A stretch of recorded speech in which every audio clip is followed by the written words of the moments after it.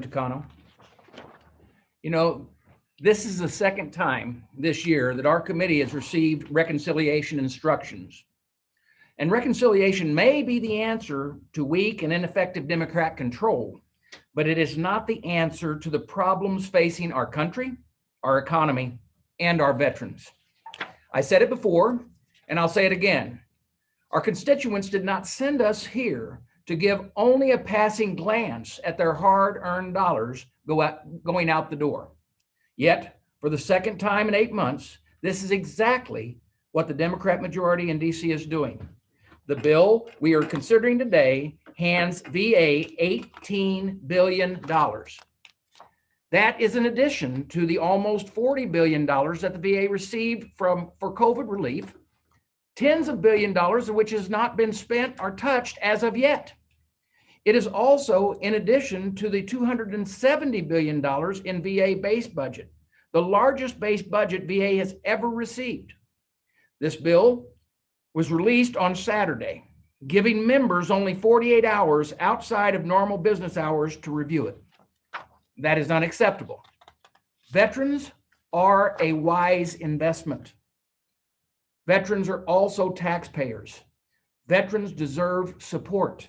Veterans also deserve more than wasteful government spending, and more than any unnecessary and partisan reconciliation bill that they will pay for in higher taxes and skyrocketing inflation, and that their grandchildren will still be paying for after they're gone.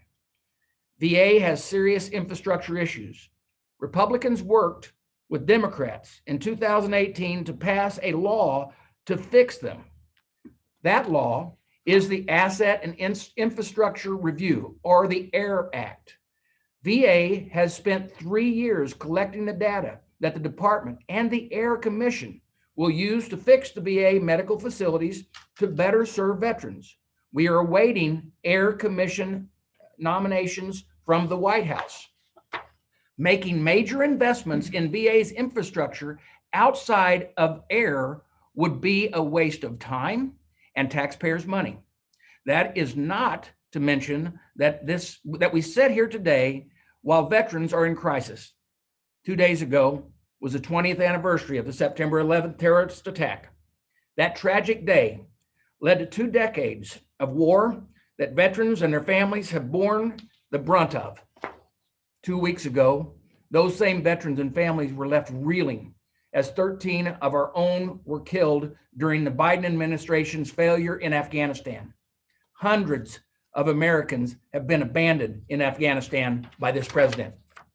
Many more Afghan allies, the men and women, the veterans who served alongside of our own and used to save their life, have been abandoned in Afghanistan by this president.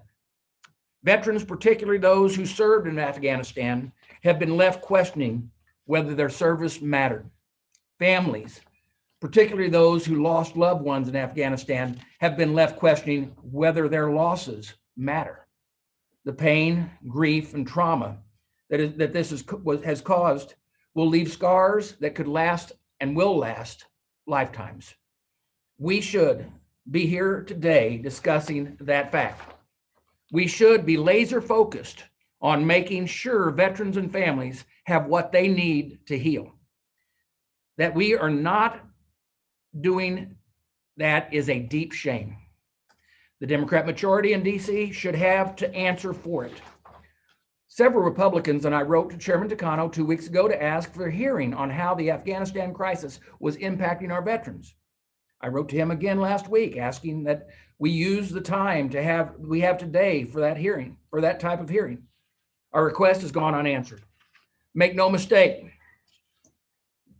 today's markup is nothing but a distraction. This reconciliation package is unnecessary and I will oppose it. However, the committee will report text to comply with the instructions.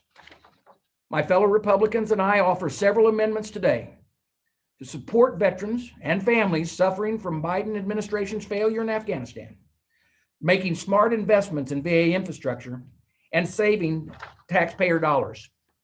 I hope our amendments are adopted. Then I hope we can start putting veterans and taxpayers before liberal wish lists and partisan politics.